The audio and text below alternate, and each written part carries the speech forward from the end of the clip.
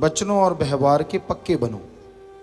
हाथी की तरह दिखाने के और खाने की और नहीं होना चाहिए कि आप दिखते कुछ और हैं, असल में आप कुछ हैं कुछ और। अगर आप ऐसी भावना रखते हैं तो आप का हाल बुरा होने वाला है। इसलिए शुद्ध भावना रखो, सही भावना रखो। सेवा करने वालों, आपका व्यवहार 100% सही होना चाहिए। दोगली नीति ना अपनाओ। सही व्यवहार पे चलोगे, सही व्यवहार पे अमल करोगे तो मालिक पता नहीं कितनी बरकतें ला देंगे। और गलत व्यवहार करने लगोगे तो बना बनाया सब कुछ डूब भी सकता है। सेवा का मेवा मालिक देते हैं, इसमें कोई दो राय नहीं। पर अगर आदमी ठगी बेईमानी करता है, बुरे कर्म करता रहता है साथ साथ, तो फिर सेवा की सब खुशियां चली जाती हैं। अगर आप सेवा की तमाम खुशियां हासिल करना चाहते हो, आप चाहते हो कि वो उम्रों तक आपकी कुलों के काम आए, तो साफ नियत से, सच्चे दिल से इंसानियत की सेवा करो और सुमरन करो। सुमरन के बिना मन आपको गलतियां करने से नहीं रोकेगा। आप गलती पे गलती करते जाएंगे, मालिक रहमत भेजेंगे, लेकिन गलतियों की वजह से आपकी जोड़ी फटी है।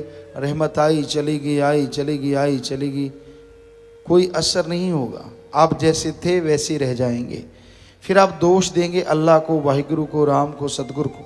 मैं सेवा करता हूँ, मैं इतना कुछ करता हूँ, मुझ भी खुशी क्यों नहीं आती, घर में बरकतें क्यों नहीं आती। आए तो ना, अगर आप बच्चों पे पक्के रहो तो मालिक रहमत करते हैं सेवा वाले पे, पर आप उतनी ही गलतियां कर देते हैं तो झोली फट जाती है। आती है रहमत, चली जाती है, आती है चली जाती है, असर नहीं होता। टूटा हुआ बर्तन हो, उसमें चाहे अमृत हो, बरसात हो रही हो, रख दो, वो भी मिट्टी में मिल जाएगा धीरे, क्योंकि उसमें से जितना अमृत आया वापस चला गया। वैसा ही जो लोग गलतियां करते हैं, वचनों पे अमल नहीं करते, उसका रहमो करम आता तो है पर कोई असर किए बिना वापस चला जाता है। एक साफ बर्तन हो, चाहे छोटा गिलास ही क्यों ना हो, अगर वो बिल्कुल साफ है तो अमृत की बरसात होती है, हरी रस की बरसात होती है, तो उस अमृत में, हरी रस में वो लबालब भर जाता है। यानी जितना उसका शरीर, वो तो सारा कुछ हासिल कर लिया। कहने का मतलब बचनों पे रहना इस कलयुग में अति जरूरी है। बचनों की ही भक्ति है। इसलिए अपने व्यवहार को बदलो, सुमरण करो, व्यवहार में सुमरण शामिल करो कि हाँ भाई, सुबह शाम आधा घंटा या घंटा सुबह शाम या आधा घंटा सुबह शाम मालिक को याद करेंगे। नियम बना लो तो आपका मन आपके काबू में आएगा। अन्यथा मन जैसी तेज गति वाला कोई दूसरा नहीं है। इतना तेज चलता है और इतना शातिर है, हमने लोगों को हमारे सामने शरेआम झूठ बोलते देखा है। अंदर कुछ और होता है, हमारे सामने कुछ और कहते देखा है, चुप हो जाते हैं। किसी का पर्दा नहीं उठाना, किसी को बुरा नहीं कहना। ये कलयुग आ गया है, घोर कलयुग का समय। कुछ समय ऐसा भी होता था, साईं मस्ताना जी महाराज भगा देते थे, चला जा भाई घर चला जा, या निकल, कोई ज़रूरत नहीं। लेकिन वो मालिक के प्यारे बाहर खड़ जाते कि कोई बात नहीं। और फिर साईं जी थोड़ी देर बाद, भाई वो चला गया, नहीं गया तो बुलाओ उसको। फिर बुलाते और अपने रहमत के खजाने उसकी झोली में लबालब भर देते। पर आज का दौर बदल चुका है। आज का दौर तो ये है कि हाथ जोड़ जोड़ के लोगों को समझा लें, मान जाएं तो भला, ना माने तो भला, क्या कर सकते हैं। सख्त अल्फाज शब्दों में, लिखने में तो लिखे जा सकते हैं, बोलने में आज का दौर ऐसा है, कोई मालूम नहीं कौन सा आदमी पूंछ उठा के भाग ले, कुछ पता नहीं किसको कौन सी चीज चुभ जाए। हमें ये कभी समझ नहीं आया लोगों का अजीबोगरीब व्यवहार। हालांकि समझ तो होता है, लेकिन अगर दुनियावी तौर पे कहें कि इतनी बड़ी सभा में सत्संग, साथ संगत को ही वचन होता है, पूरी संगत को, किसी को कभी कोई पर्सनली नहीं कहा जाता। अब जो वचन कर रहे हैं मालिक करवा रहे हैं, हम तो खाक हैं। और आपको लगता है कि ये मेरे को कहा जा रहा है, तो इसका मतलब आप में कमी है। और आप में कमी नहीं है तो आपको क्यों लगता है, ये समझ नहीं आती।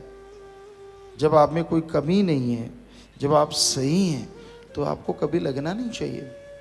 इसलिए भाई पीर फकीर तो समय के अनुसार, पंजाबी में कहावत है, जैसी वाह वैसा उल्लाह, जैसी हवा चलती है वैसी ओट ले ली जाती है।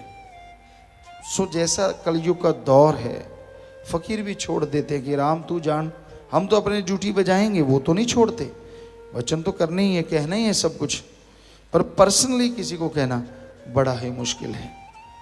और पहले ऐसा होता था, सासंगत आती, मिलना, वचन करवा लेने, उस पर 100% अमल करना और हाथों हाथ रहमो करम से माला माल हो जाना।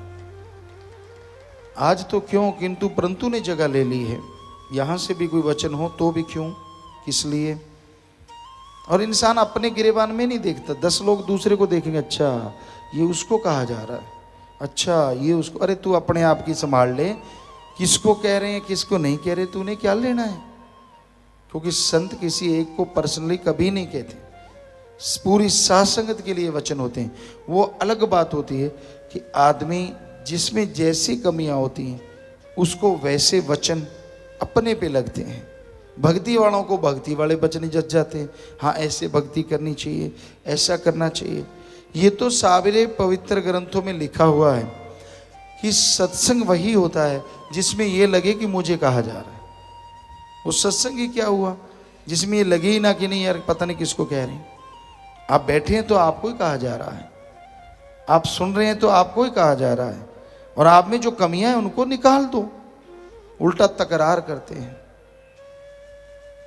तो भाई हम तो कभी किसी का बुरा ना सोच सकते हैं, ना करना तो दूर की बात है, सोचते भी नहीं। मालिक से दुआ करते रहते हैं, प्रेयर करते रहते हैं, अरदास करते रहते हैं।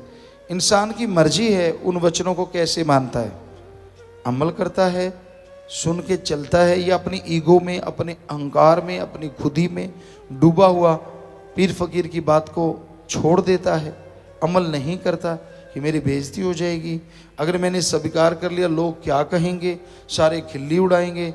वो नहीं मंजूर। अपना अहंकार सलामत रहे, चाहे कुलों की बर्बादी हो जाए, ये लोगों को मंजूर है। ऐसा हमने देखा है।